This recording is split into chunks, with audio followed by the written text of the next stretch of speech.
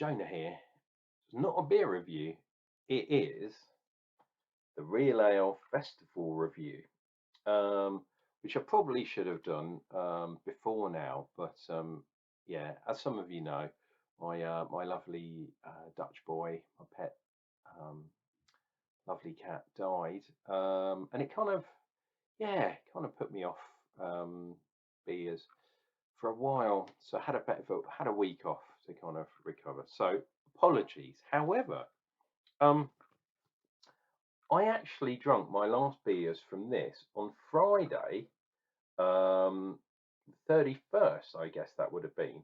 So 2 days before the end of the beer festival. And I managed to get to 22 beers. Um, and I think that wasn't too bad. The only problem was I was keeping an eye on it, and there were two more beers put on, so that only would have got me up to 24 beers by the end, by the 2nd of April, and that was at the Royal Victoria Pavilion, the largest Wetherspoons, I think it still is, in the country. Massive place. They had six pumps on. They didn't have six pumps on the whole time. They only started with three pumps on, and then probably about 3 or 4 days in, then they transferred over to six pumps. And even they did not manage to get through all of the beers in 10 days, which I think was a little bit disappointing. But the other pub, the Mechanical Elephant, the whole time, I think they only went through about 5 or 6 different beers. They didn't start on day number one. I think it was about day three before they put their first beer on.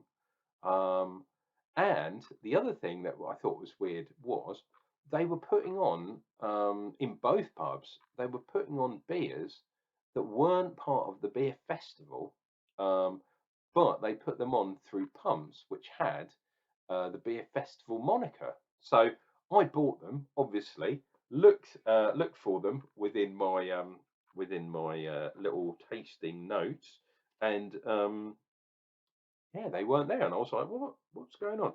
And it was because they weren't part of the beer festival. But hey, they were beers I hadn't tried before, so not not worrying too much. But when there's a beer festival on, especially the way Wetherspoons do their beer festivals, they don't put, well, some of the pubs, they actually rack up cradles and have all the beers on, or nearly all the beers on, all the time. They might have 10, 12 beers on, and then as they go off, they replace them, which is what a beer festival usually is.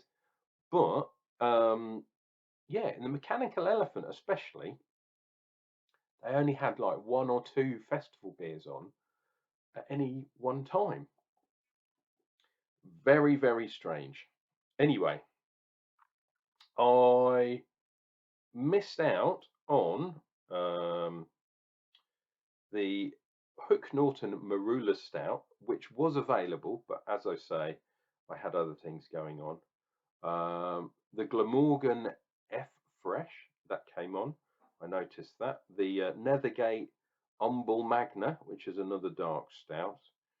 Um, Titanic EBA, I didn't try. So there were a few of the beers that I didn't actually try. However, there are a couple of beers, and this is the main thing about what I'm doing today. A couple of beers as part of this beer festival that I thought would stand out, which were absolutely brilliant beers.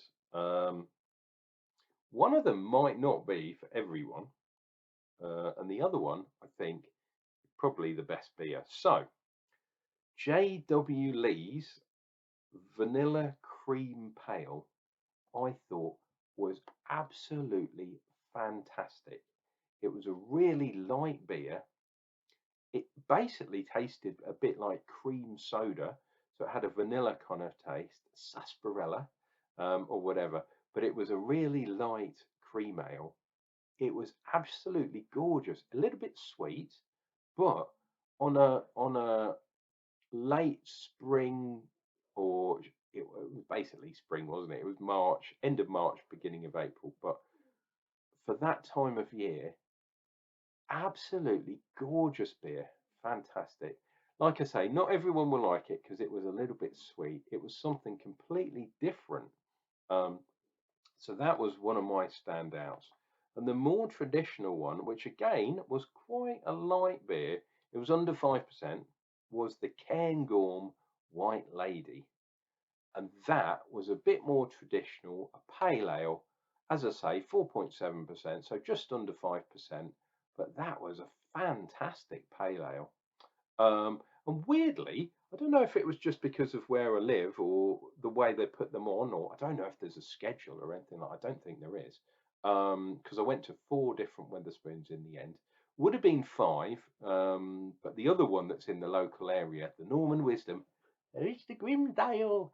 Um, it didn't have any of the beers that I hadn't tried before, so there was no point in me searching that particular pub out. Um, and the one that's a little bit further away, which is in is it Herne Bay or Whitstable?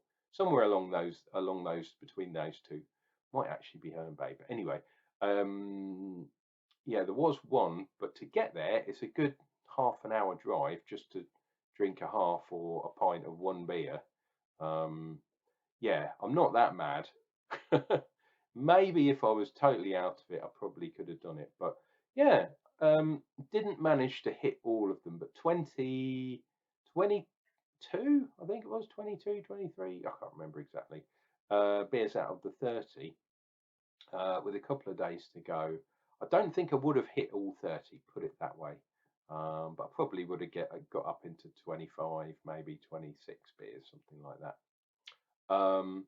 But yeah, they are my two best ones. So Ken Gorm and JW Lee's, you guys share Unclejona's beer of the beer festival moniker. And yeah, if you see those beers anywhere else, my advice is definitely buy them. And we'll see what we do when it comes to the summer one. I believe the summer one's next. But definitely try this. Oh, and you can do third of a pint in JD Wetherspoons.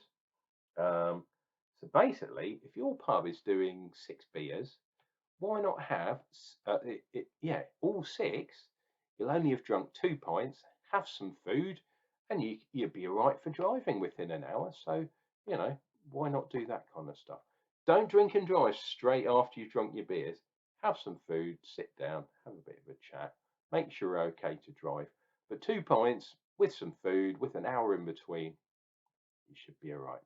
Anyway, guys, that is Unclejona's review of the Spring Wetherspoons Real Ale Festival. Really good. I really like the way they do this kind of stuff. Roll on the next one, and we'll see you for more beer reviews real soon.